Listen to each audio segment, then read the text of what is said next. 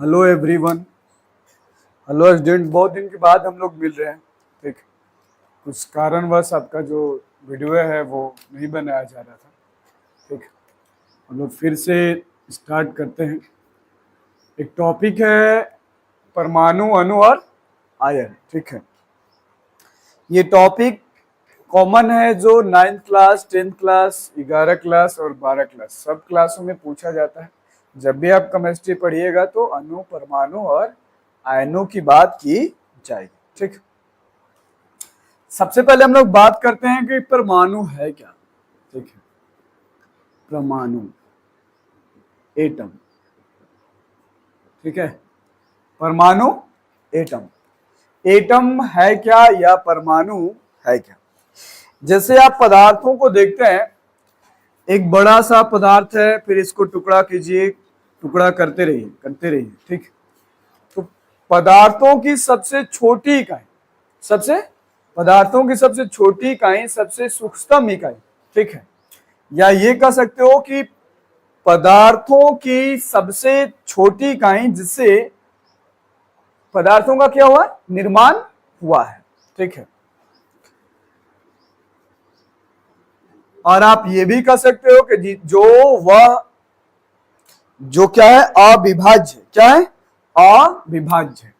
ठीक है, चलिए, खास करके कोई भी पदार्थ तत्वों से बना है, तत्व से यौगिक, यौगिक से मिश्रण और मिश्रण से पदार्थ बने हैं। ठीक है, अब परमाणु से अणु बनेंगे।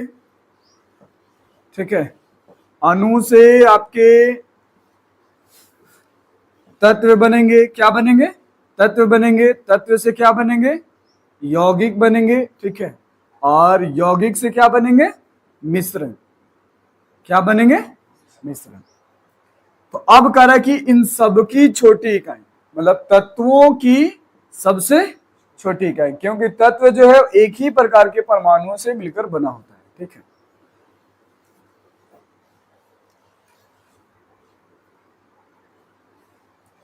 तो कह रहा है कि तत्व का अंतिम सूक्ष्मतम कण, तत्व का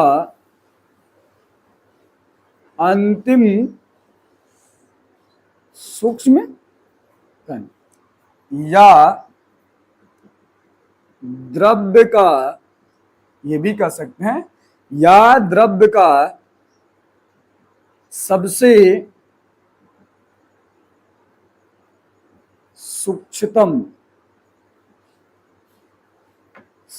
संरचनात्मक इकाई, इकाई जो अविभाज्य, क्या है? अविभाज्य है। क्या कहलाएगा? परमाणु कहलाता है। क्या कहलाता है? परमाणु कहलाता है। परमाणु आप इस आंखों से नहीं देख सकते हैं, या इन आंखों से नहीं देखे जा सकते, नहीं देखे जा सकते। जो हमारी आंखें हैं या आपकी आंखें हैं, इन सब आंखों से हम किसी भी परमाणु को नहीं देख सकते हैं। ठीक,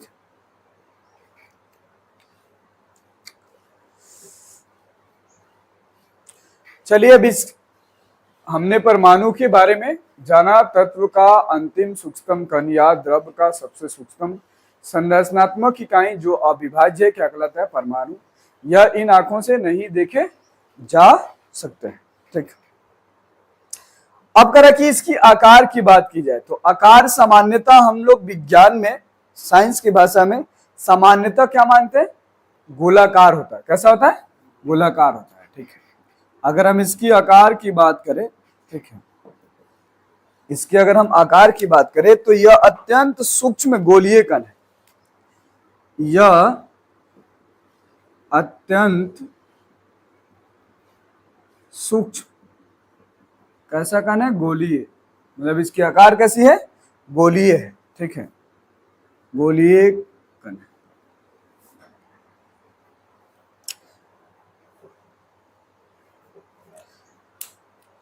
कह रहा है कि इसका जो व्यास है, ठीक है, इसका व्यास, अब देखिए अगर कोई भी आकृति गोल है उसमें क्या हो सकता है, उसकी अगर हम परिमाप निकालना चाहें तो क्या निकालेंगे, व्यास निकालेंगे। क्या निकालेंगे, व्यास, ठीक है। तो कह रहा है कि इसका जो व्यास है इतना छोटा है, कितना छोटा है, 10 का पावर माइनस 15 मीटर होता है। मतलब सोच सकते हैं कितना छोटा है, 1/10 का पावर कितना, 15। इसका जो व्यास है 10 का पावर माइनस 15 होता है, ठीक है। फिर भी कुछ ऐसे मानक हैं जिसे हम इसे माप सकते हैं या अध्ययन कर सकते हैं, ठीक है। नोट में आप करके लिख सकते हैं, ठीक। कह रहा कि एस ई एम इसका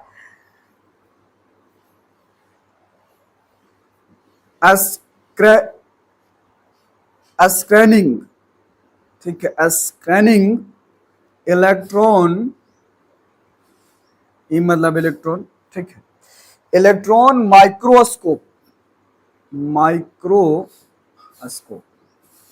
ठीक है। दूसरा है ETM, ठीक है, ETM,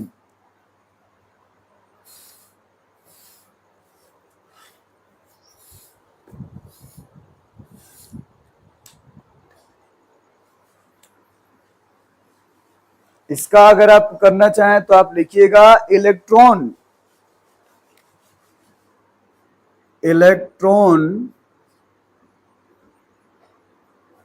टनेलिंग, ठीक है, माइक्रोस्कोप। इसके द्वारा हम लोग क्या करते हैं, अध्ययन करते हैं। क्या करते हैं, अध्ययन करते हैं या माप सकते हैं, ठीक है, के द्वारा अध्ययन किया जाता है, अध्ययन किया जाता है, ठीक। क्या किया जाता है, अध्ययन किया जाता है। SEM और ETM के द्वारा क्या किया जाता है, अध्ययन किया जाता है। चलिए और परमाणु के बारे में जानते हैं आगे। इतनी बातें जो है आपको समझ में आ गई, इसका स्क्रीनशॉट आप ले लीजिए जल्दी से।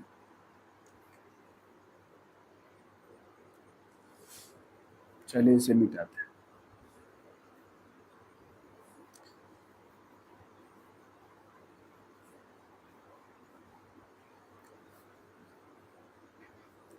परमाणु अब आपसे कोई पूछे तो आप बता सकते हैं तत्व का या द्रव का वह सबसे सूक्ष्म संरचनात्मक इकाई जो अविभाज्य है उसको क्या कहेंगे, परमाणु। क्या कहेंगे, परमाणु, ठीक है। अब आपको बता रहा है परमाणु और तत्वों के संकेत। परमाणु और तत्वों के संकेत, परमाणु और तत्वों के संकेत, ठीक है। संकेत मतलब आप लोग जानते हैं सिंबल, क्या, सिंबल, ठीक है, चिन्ह।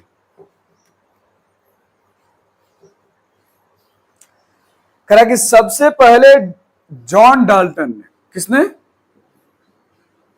जॉन डाल्टन ने, सबसे पहले किसने, जॉन डाल्टन ने तत्वों का निरूपण सर्वप्रथम, तत्वों का निरूपण सर्वप्रथम किया। हालांकि उसने सही नहीं कर पाया। जैसे मान के चलिए उसने सिंबल के द्वारा, जैसे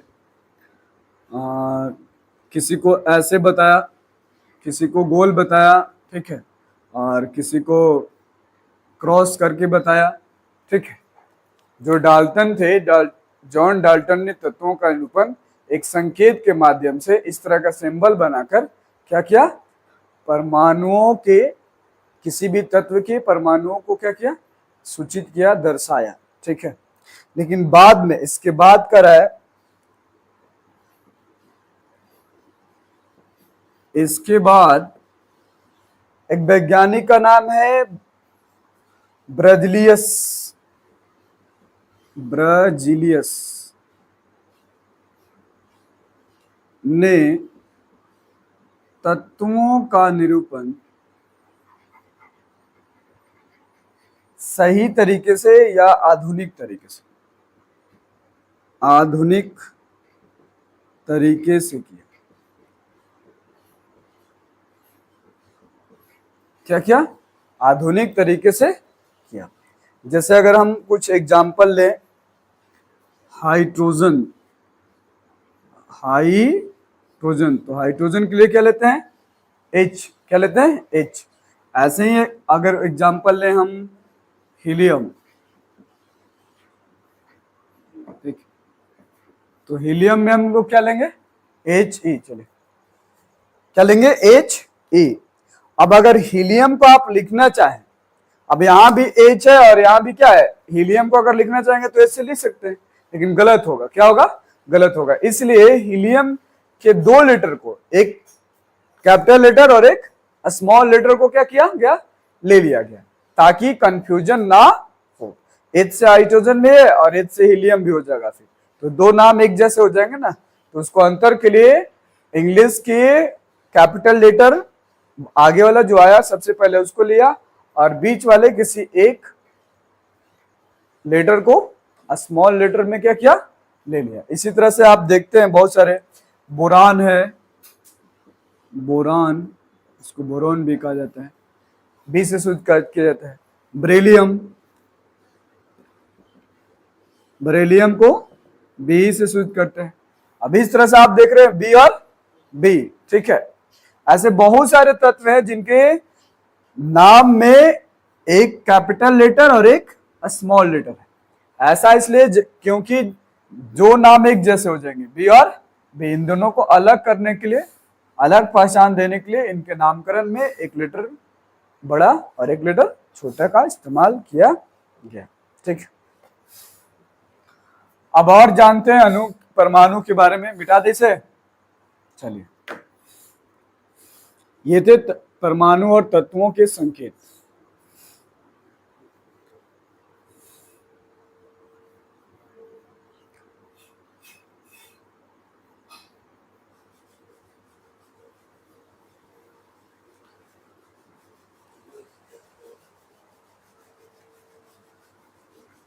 परमाणु, एटम, अभी एटम के बारे में ही बात कर रहे हैं, अणु की बात नहीं कर रहे।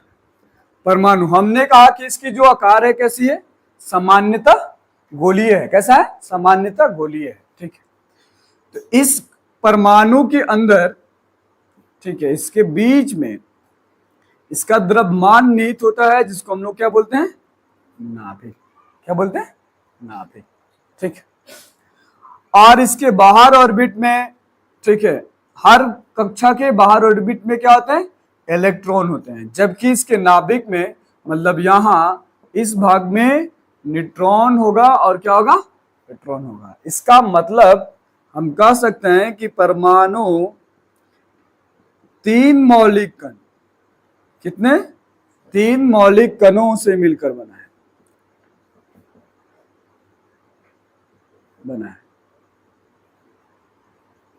ये कौन कौन कण है, पहले का नाम है इलेक्ट्रॉन, क्या नाम है, इलेक्ट्रॉन।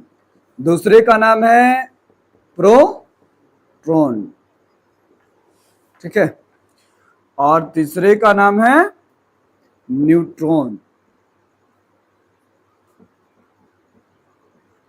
अब हमसे कोई क्वेश्चन कर सकता है कि ठीक है, परमाणु 3 मौलिक कणों से मिलकर बना, इसका मतलब इलेक्ट्रॉन अलग होगा, प्रोटॉन अलग होगा और न्यूट्रॉन अलग होगा।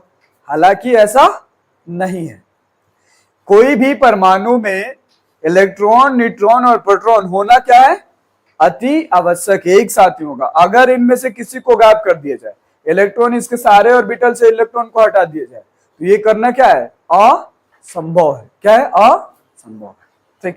प्रोटॉन को अलग कर दिया जाए, न्यूट्रॉन को अलग कर दिया जाए, ये क्या है, संभव है। तो फिर होता क्या है? होता यह है कि इलेक्ट्रॉन, जैसे मान के चलिए इसमें आपको 3 ऑर्बिटल दिख रहा है, एक, ठीक है, ये आपका पहला ऑर्बिटल हो गया, ये दूसरा हो गया, ये तीसरा होगा। अगर इसमें इलेक्ट्रॉनों की संख्या 2 है, कितनी है? 2 है। इसमें इलेक्ट्रॉनों की संख्या कितनी है? 8 है। और इसमें इलेक्ट्रॉनों की संख्या कितनी है? 8 है।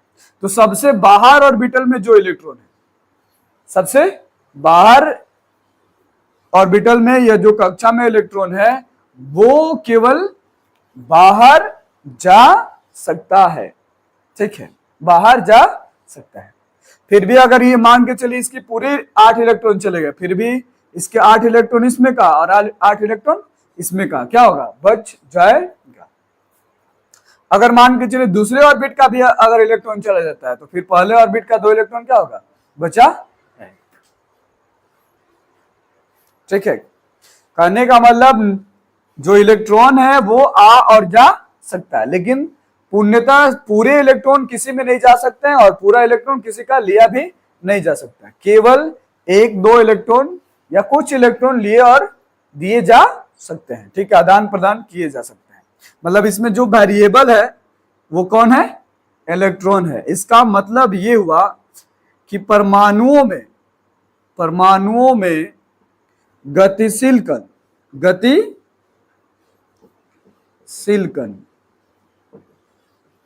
कौन है? इलेक्ट्रॉन है। कौन है? इलेक्ट्रॉन। जब गतिशील है तभी तो ये बाहर आ रहा है और जा रहा है। जब गतिशील है तभी ये और जा रहा है। जबकि न्यूट्रॉन और जो प्रोटॉन है वो गतिशील कण नहीं है, मतलब वो जहां है नाभिक में है तो नाभिक में पड़े रहेंगे, अस्थायी रहेंगे, ठीक है, उनमें कोई परिवर्तन नहीं होगा, ठीक। चलिए आगे, अब हम लोग थोड़ा और पढ़ते हैं आगे, इलेक्ट्रॉन, प्रोटॉन और न्यूट्रॉन के बारे में जानते हैं। नाभिक के बारे में भी पढ़ेंगे।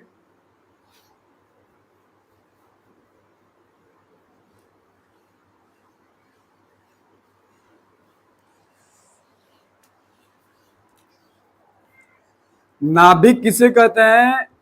अगर आपसे पूछे नाभिक क्या है, ठीक, तो परमाणुओं का या परमाणु का केंद्र बिंदु, कौन सा? केंद्र बिंदु, जहां उनका द्रव्यमान निहित होता है। क्या होता है? उनका द्रव्यमान निहित होता है। क्या कहलाता है? नाभिक कहलाता है। कहने का मतलब किसी भी परमाणु का द्रव्यमान, किसी भी परमाणु का द्रव्यमान हम किससे निर्धारित कर सकते हैं? उसके नाभिक से निर्धारित कर सकते हैं। मतलब number of proton plus number of क्या? Neutron, number of proton plus number of neutron, ठीक है।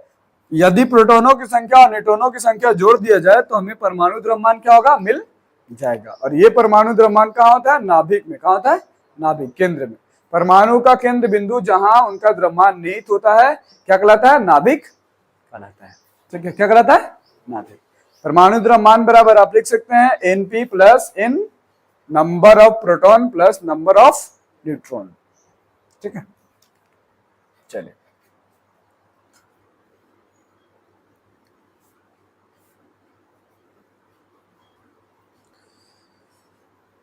ये जो परमाणु, अणु और आयन जो टॉपिक है आपका कुछ दिनों तक चलेगा, पार्ट 1 टू पार्ट 2 करके, इसलिए कि बहुत सारी जानकारियां हैं, बहुत सारी चीजें हैं जो आपको बतानी है।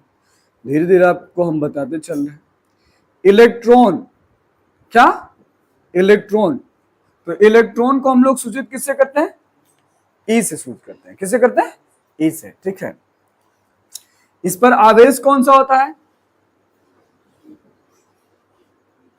इसका आवेश कौन सा होता है? माइनस। मतलब हम कह सकते हैं कि यह ऋणावेश होता है, यह ऋणावेश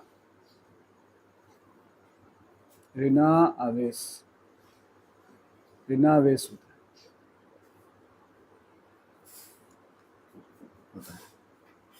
मतलब हम इसे माइनस के रूप में क्या कर सकते हैं? लिख सकते हैं।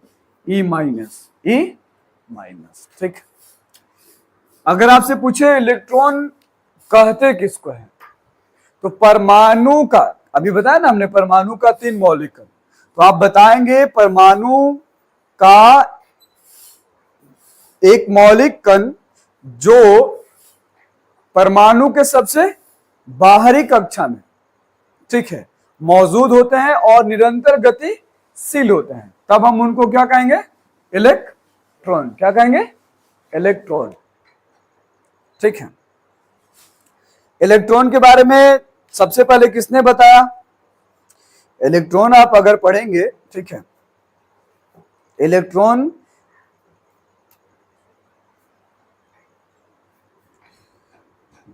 यहां लिखिए, पहला हो गया, दूसरा, इसकी खोज जे टॉमसन, जे ठीक है, टॉमसन ने किया। पूछा जाता है कैसे किया, ठीक है, तो आप बताइएगा तीसरा नंबर में, कैथोड किरणों द्वारा। कौन से किरणों, कैथोड किरणों के द्वारा। इसकी खोज कैसे हुई, कैथोड किरणों के द्वारा हुई। ठीक है, ठीक है, आवेशों का निर्धारण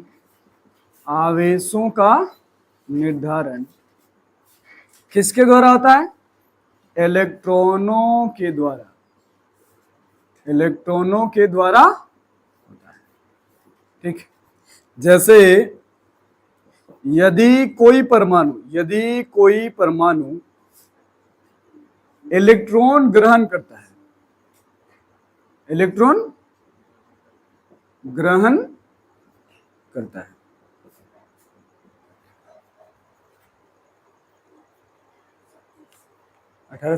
है,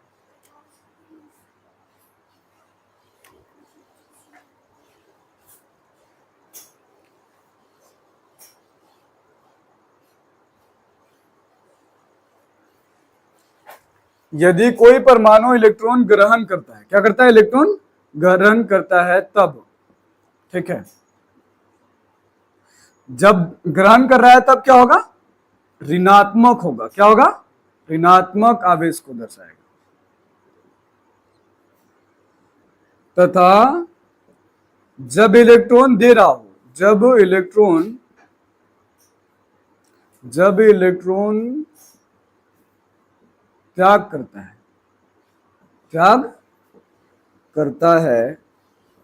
तब क्या होगा, धनात्मक होगा। क्या होगा, धनात्मक होगा। जैसे एक एग्जांपल हम लेते हैं सोडियम और क्लोरीन का। सोडियम के पास बाहर ऑर्बिट में कितने इलेक्ट्रॉन, एक, और इसके बाहर ऑर्बिट में कितने, 7 इलेक्ट्रॉन। अगर ये इलेक्ट्रॉन दे देता है तो इस पे प्लस चार्ज और इस पे कौन सा चार्ज, माइनस चार्ज। ये हो गया धनात्मक और ये हो गया ऋणात्मक। ये हो गया धनात्मक और ये हो गया ऋणात्मक। ठीक है, चलिए, ये थी आपकी 5वीं गुण। 6वीं देखिए, ठीक है, 6ठा इसका गुण क्या है, इलेक्ट्रॉन का।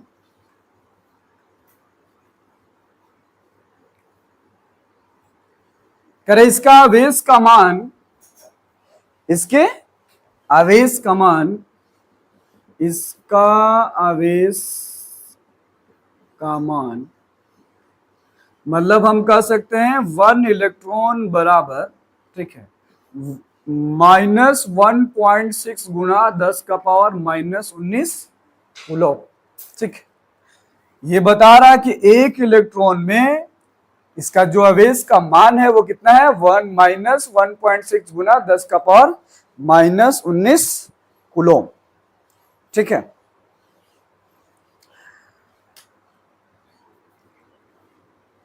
ये थी आपकी 6ठी। 7वीं, यह परमाणु की सबसे हल्की, यह परमाणु की सबसे हल्की कण है, जो हमेशा क्या होती है, गतिशील होती है। क्या होती है? गतिशील। ठीक, आप 7-8 नंबर भी लिख सकते हैं। तत्वों के गुणधर्म, तत्वों के गुणधर्म रासायनिक, ठीक है, कौन से गुणधर्म? रासायनिक। तत्वों के गुणधर्म इलेक्ट्रॉनों के आधार पर, इलेक्ट्रॉनों के आधार पर ज्ञात किया जाता है। क्या किया जाता है? ज्ञात किया जाता है। क्या किया जाता है? ज्ञात किया जाता है। इस तरह से आज हमने परमाणु के बारे में केवल पढ़ा। किसके बारे में पढ़ा?